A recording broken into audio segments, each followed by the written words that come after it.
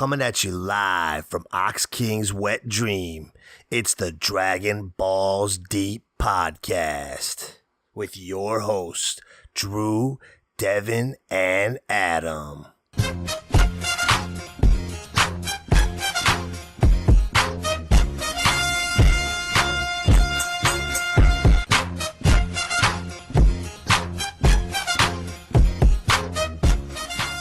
So, we haven't had anything for the corrections department for a while. And I hate to do this. And this isn't really a correction, per se. And I'm going to be a bit of a bit killer here. But those, those big pink birds that we dubbed Flamerkies. Don't tell me they have names. No. They have a name. Damn it. It's nowhere as good as Flamerky, but they're known as ostrich chickens. You keep that damn information to yourself. I know. But yeah, I say fuck weird. it. They're forever known as Flamerkies. I was going to say they're Flamerkies. I looked that up, or I wanted to look that up too, and I didn't see anything on that. Where did you find it? It took a while, but I just looked on the Dragon Ball wiki. Yeah, I was on there too. I guess I just didn't dig deep enough. They have like a whole page for like just animals, and then it was like in the bird section. So they're a mix. I had to really dig for it. That shit's probably as resourceful as the real Wikipedia. Yeah, you never know. So they're a mix of turkeys and ostriches? Ostriches and chickens. Ostriches and chickens, okay. I mean, they're probably in their own species, but that's just what they're called. Mix between ostriches and chickens. Ostrichen. No, Flamerky's better. Yeah, they're Flamerkies. Flamerkies. But that's all I got. Sweet. I'll take it. All right. Dragon Ball Z, episode 8. I didn't get the name. Name is Gohan Goes Bananas. Oh, yeah, that's right. Bit racist, no? A bit racist. Like there's like billboards and commercials in Japan where they had Bob Sapp eating bananas. I think I have the Japanese name because it comes up in my subtitles. It's A Great Transformation on a Moonlit Night, The Secret of Gohan's Power. That seems to make more sense with the content of the episode. Yeah, the Japanese titles are also much wordier, usually. Yeah, they're really long. Yeah, that's another anime thing. Like, the titles of the episodes have to be usually really long. Mm-hmm. Episode 8 originally aired June 21st, 1989 in Japan and October 11th, 1996 in the US. The show begins with a bunch of strange animal noises, and we see a pack of what looks like hyenas. I don't know. I think they're hyenas. They look like the ones from fucking Lion King. Yeah, they kind of did. Gohan is still asleep on top of the mountain. Back at Goku and Chi-Chi's house, Chi-Chi is doing the dishes and wondering why Goku and Gohan are not back yet. She's clearly very angry here as she keeps breaking plates. Plates that she will probably make someone else pay for to replace. Yeah, she says... Go ahead. I was just going to say, like, yeah, you could just see, like, she's cleaning a plate, then all of a sudden just cracks it, throws it in this, huge trash bag full of plates that, she just doesn't really care about. Those are probably a wedding gift, too. Yeah, right? Like, she don't care about the china. She says, doesn't Goku know this is the most important time for Gohan to develop good study habits? So at least her priorities are in check. Yeah, and then, I don't know, do you guys catch after her little rant about Gohan's education? It looked like she was just about to instant transmit to, like, the Kame house or something. She did the little gesture, moving up the fingers to the forehead. I didn't notice that, no. It looked like she was almost like instead like just kind of doing it to their head, like, oh, like these motherfuckers are giving me a goddamn headache. I'm sure that's what she was doing, but yeah, it's the same motion, I guess.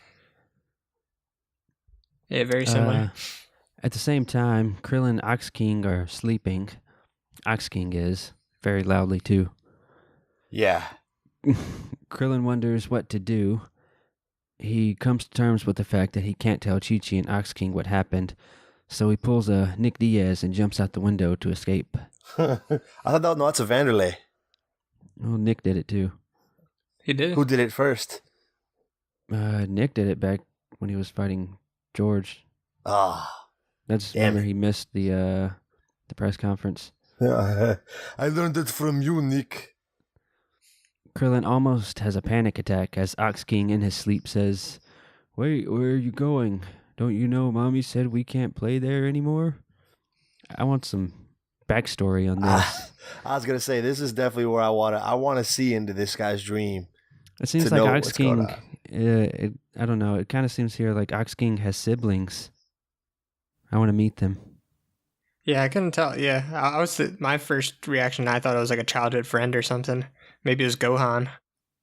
Well, he says, I don't know, he says mommy, so I would think like, he's talking to a sibling. Oh, yeah, I guess so. Yeah, I didn't think about that. And then he says, Becky saw a snake there the other day. So maybe he has a sister named Becky? Maybe. Is she the Ox Queen? Maybe. Need to see more of her.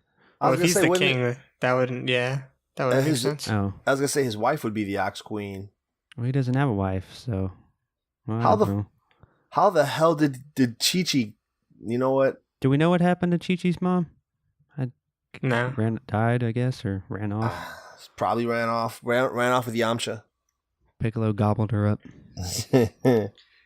His dream in Japan was eat. He says, "Eat some more. We've got barbecued elephant this time. No need to be shy. You can start by gnawing on its head." What? What? Yep, he's dreaming of barbecued elephant. That's a very Japanese thing to say. Seems like something he would eat too. He's ginormous. An elephant? Yeah. Some elephant steaks. He's the size of an elephant. Some raw jalapenos. He's on that Joe Rogan, what is it? Not paleo, Keto? Keto, yeah, keto. Keto King Ox. Keto King. Keto King Ox. We then see Krillin driving away down this winding road. Where did Krillin get a car? Did he steal it? Or borrow Where did he it learn from how to Bulma? drive? I was gonna say better. I was gonna say, where did he even learn to drive? Better question: how the hell can he see above the steering wheel? He's buying cars, but not paying Roshi rent. Roshi gonna be like, "Oh, you got money out here to get Rolls Royces and shit, but you can't pay your rent." I see. Roshi needs to collect. I mean, Krillin's probably like, "What the hell can you do with the Rolls Royce in the middle of this stupid ass island anyway?" Well, King Kai has a car. Sweet car too. It's a nice car. Krillin says that now he has to tell Bulma and Roshi that he couldn't break the news to Chi-Chi. Good job, Krillin. Gohan finally decides to wake up. How long did he sleep for?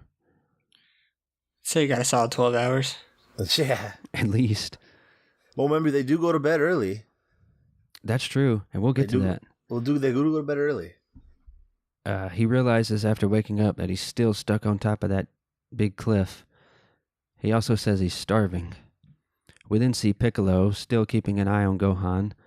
Piccolo says, "Believe me, when your stomach grumbles loud enough, you'll find a way down." Yeah. I guess. Back at Kame House, Roshi asks Krillin how Chi-Chi took the news. Krillin says that he didn't tell her. Bulma takes this opportunity to belittle and shame Krillin and asks him what he's been doing all this time. Krillin explains what happened at Chi-Chi's house, but Bulma tells him he's going to march right back over there and tell them what happened. Roshi says he can't blame Krillin, to which Bulma replies, "Why not? I just did." Savage Bulma, savage. I kind of agree with Bulma here, though. I can see why. I mean, it's like you didn't have the balls to tell him. Like, all you had to do was say, Goku's dead and Gohan's training with Piccolo. It's not that hard. Yeah, Bulma I mean, asks, she don't know how to fly. Just fucking tell her and fly away. Bulma asks Krillin if he at least managed to grab the other 2 Dragon Balls from Goku's house. Krillin says he forgot. So Bulma calls him a dweeb. Again, gotta agree with Bulma here. I was going to say, Krillin's just fucking up all types right now. You had one job, Krillin. Two jobs. 2 jobs. Get the Dragon Balls and tell Chi-Chi about what happened to Gohan and Goku. We then see Chi-Chi and Ox King driving across a desert in some car. Is this Ox King's car? Where is everyone getting these cars from? Yeah, I'm pretty sure this is Ox King's car. He pulled up in a car, I think, when he came over in episode 1. Yeah. Or 2 or whatever. Chi-Chi is still angry, or I guess more angry since Goku didn't come home all night. Ox King tells her she can be mad if she wants, but Goku doesn't deserve it. Goku really owes Ox King. Yeah, Ox King's always like sticking up for him. He finesses Chi-Chi to make her go easy on Goku. Yeah, he's like always taking Goku's side and everything. I think because he understands how much of a fucking how much of a bitch Chi-Chi is, and he's just like, you know what? Cut him some slack, all right, Cheech? Maybe he just realizes how simple Goku is. That too. I think that if anything, Ox King owes Goku. I mean, who else would have married his daughter? Well, I think she's a fucking bitch. Also, I was just gonna say, it's one of those instances where you wonder, does the beauty outweigh the crazy when it comes to Chi-Chi? Nah, not even close. Also, Ox King is smoking a cigarette in the scene. That dude cannot be healthy. I mean, when you're fucking 12 feet tall and 3 feet wide, I'm pretty sure every time you take a step, it's a labored breathing process. Chi-Chi is angry that Goku didn't bring Gohan home. Ox King tries to tell her that Goku hasn't seen his friends in a long time and that he probably just lost track of time and decided to stay at Roshi's. Ox King is the only logical person in this show. Yeah, don't jump to conclusions, Chi-Chi. It's not like he's off cheating on you with, 5 other women. He ain't doing that. Chi-Chi insists that Goku and everyone is hiding something, and she's going to find out what. Back at Roshi's house, Bulma is still working on repairing the scouter. She says, I haven't pulled an all-nighter since I got out of college. Yeah, I bet. I'm not convinced that she went to college. I was just about to say, when did Bulma go to college? I'm guessing in the 5 years between Dragon Ball and Dragon Ball Z. And Bulma's supposedly supposed to be an expert electronics technician. She's using a flathead screwdriver to screw in a Phillips head screw. Well, I mean, as we see, she does get it working. I was going to say, she at least was turning it the right direction. I was going to say, maybe that's just testament to her genius that she's like, a Phillips head screwdriver. Pff, I don't need that shit. I got my flathead right here, bitch. Bulma puts on the scouter and turns it on. Good news, it works. She tries to get the attention of Roshi and Krillin, but they passed out. So to wake them up, Bulma starts firing off a machine gun like a fucking psycho. Like launch. She goes full launch on them. Yeah, that's what I have. Did she pick this up from launch? Bulma tests out the scouter on Roshi first, and it reads his power level at 139. Roshi thinks this is a little low. Bulma says it's probably right since he's old. Roshi needs that TRT. Yeah, he does. As I say, he needs to be in Jackie Chun form. Krillin's turn is next, and he gets a reading of 206. Krillin taunts Roshi that his power level is higher. Roshi says that this proves that it's broken. Bulma then checks. Krillin kind of believes him. Yeah, he does. Because that's what Krillin thinks of himself. Bulma then checks Turtle to see what his power level is, and it reads 0.001. I don't know if that's totally accurate, but it's kind of fucked up. Turtle looked very depressed after that. I like Turtle's little fighting pose he did, though. Whoa, yeah. Turtle don't fuck around. No. We then hear a voice yelling, hello, and it's everyone's favorite character, Yajirobe. Yajirobe, baby! Bean Daddy. The Bean Daddy. Krillin goes to see who is at the door, wondering who could be so rude. Krillin recognizes him, but can't remember his name. Yeah, in the subs, he actually takes a guess at his name, and his guess is Armadillo.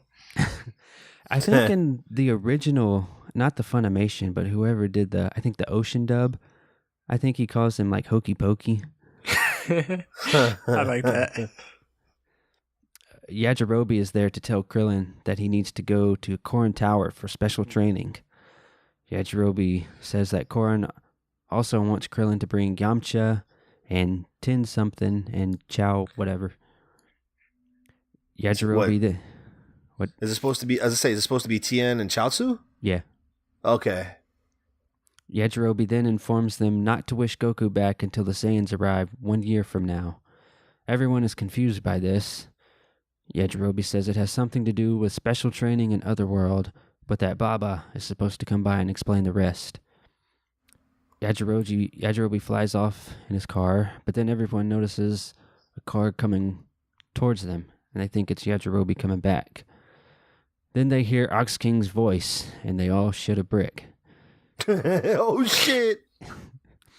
It's like Krillin. the Debo. It's like the Debo music. The Debo theme music hits. Dun dun dun dun dun dun dun.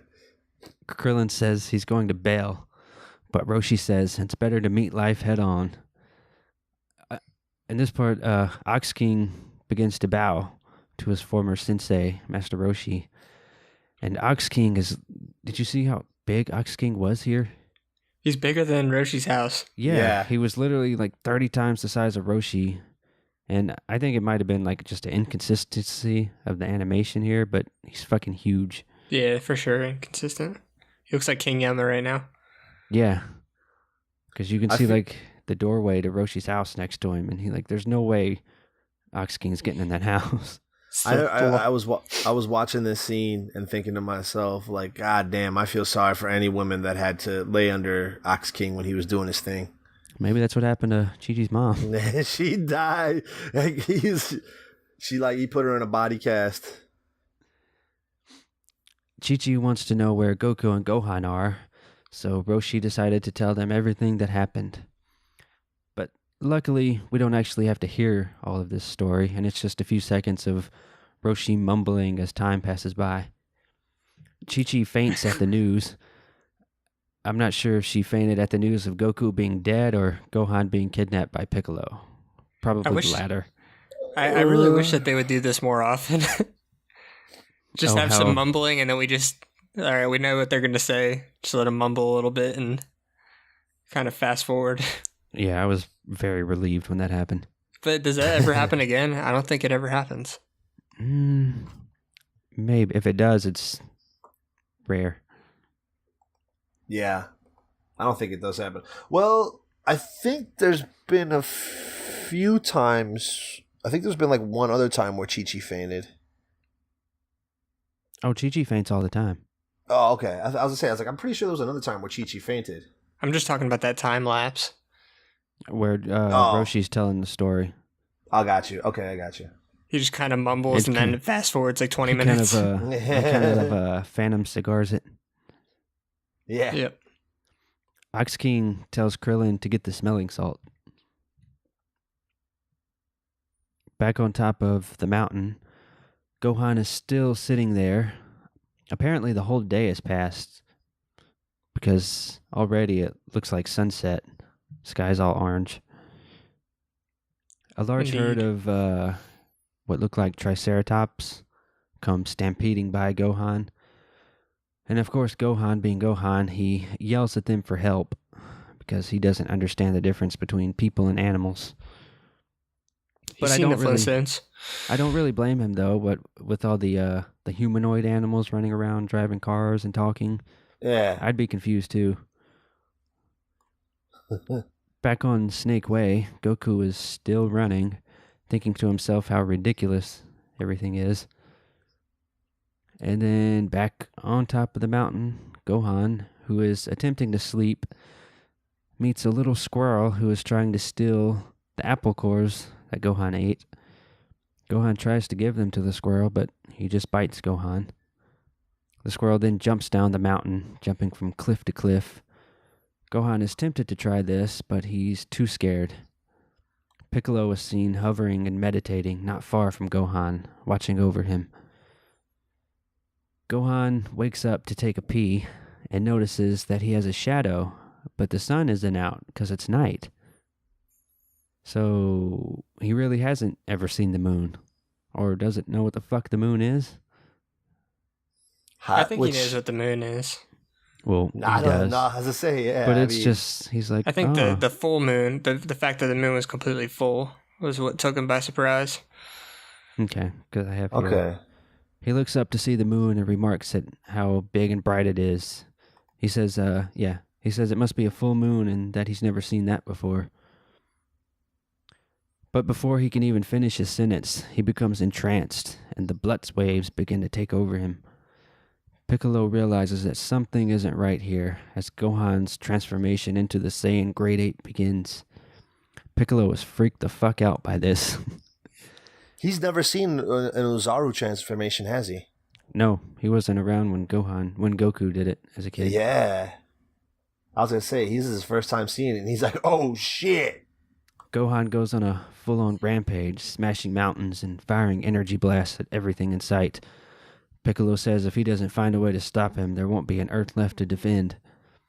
Piccolo sees the moon, and then remembers what Raditz said to Goku, how Goku couldn't transform at the full moon because he had lost his tail. So Piccolo fires an attack into space and destroys the moon, which of course has zero effect on the Earth, because science. Cue Neil Tyson here. I was going to say, he actually destroyed the moon. Yeah, I forgot about that.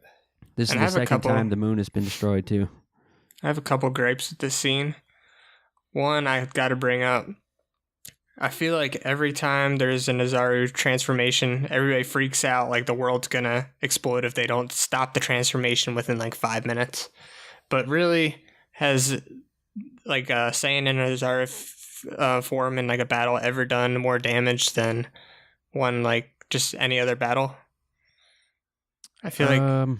Well, normally, like, back when, like, you know, the Saiyans were in their prime, that's how they would, like, take over planets. They would go to planets yeah, but and we don't ever... We see, like, little glimpses of that, but in the actual show, though, it never happens.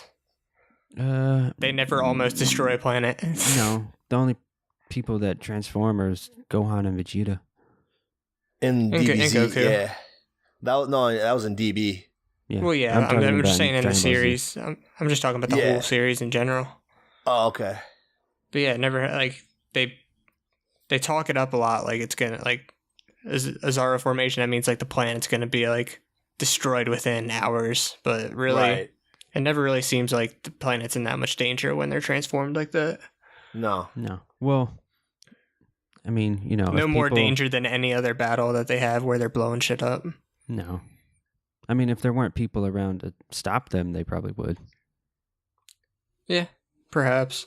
And then another thing I was going to bring up, what was it? Piccolo, or... I kind of forget. We can keep going. Gohan transforms back into his normal little kid self. Piccolo comes to the conclusion that a Saiyan's power comes from their tail, and it gives them the ability to transform. Piccolo says that without the moon, they'll be fighting on an even playing field when the Saiyans arrive, and that they know the Saiyan's tail is also their weak point. He says Gohan's tail is a liability, and he rips it off. Now I remember what I was going to bring up. I find it hard to believe that Piccolo has enough power to blow up the moon that easily. Roshi did it. Did he? That's right, he did, huh? Yeah. And how did the moon come back? I think they wished it back, didn't they? Did they? I don't remember that. It's either that or chalk it up to anime. Oh, maybe they did wish the moon back. Now I kind of vaguely remember that. They wished it back. How did Goku lose his tail again?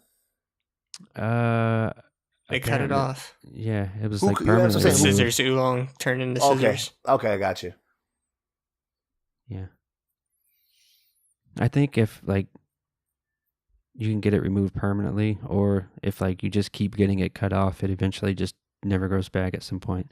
Yeah, because it does grow back a few times. Or I guess if you're an adult like Vegeta and you lose it, then you're just fucked. Yeah. Anime. Chalk it up to anime. Then we get to see Piccolo's most bizarre power, the ability to make clothing. He makes an outfit for Gohan that resembles the one Goku wears, but Piccolo puts his own symbol on the back. And he also gives Gohan a sword. Yeah, I was gonna bring that up too. Does Piccolo do this a lot? I know like the dynamics, they all have like a few special powers here and there, like healing powers and He does it teleporting for powers. himself, and he does it for Gohan. Do you think he can make whatever he wants though? Yeah, probably. I mean, That's what do you crazy. mean whatever he wants? Like as far I don't as know. I can't think of what I'm he'd sure want. I'm sure there's limits on it.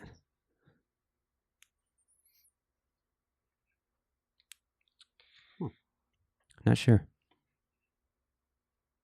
And then he gets the sword. I guess this kind of foreshadows into like the very end of the series when when Gohan receives the Z sword. Shh. I never thought about that. That's interesting. Yeah, it maybe explains why he takes to it so fast. But this is like the one and only time we've ever seen it. Seen what? Like after this, the sword.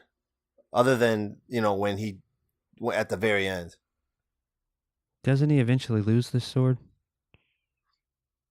I don't remember when he loses it, but he has it the whole next episode. Or he has it next episode. He has it for a few episodes, but then I think it just kind of disappears. Or something happens to it. I don't know. Piccolo again says he has his own training to get to, and if Gohan can survive for 6 months, he'll see him again. And that's when he'll learn the art of fighting the hard way. Piccolo says he's going to teach Gohan everything, and he'll be just like him. Yep, and this brings us to another segment of sub versus dubs. So here, like Crimes said, in the dub, he pretty much just talks about the training that's going to be coming up shortly. But in the sub, he gets into a little more darker detail on his intentions. He says, I, Piccolo, will personally put you through some hellish training, so much you will think you'd be better off dying. Brace yourself. I will also turn you into an outstanding demon clansman.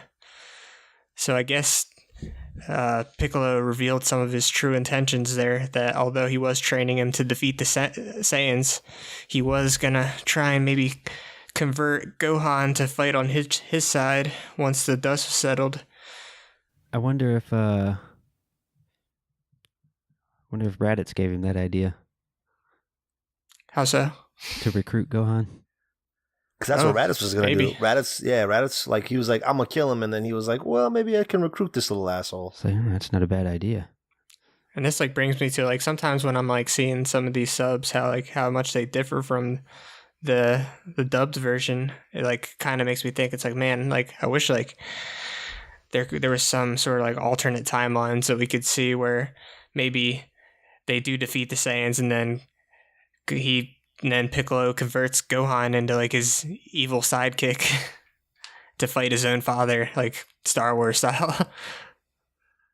That would be interesting. Yeah. I'm sure there's like a fanfic out there somewhere. Yeah, I want to make my own fan shit. Fan fiction. Do it. I have ideas.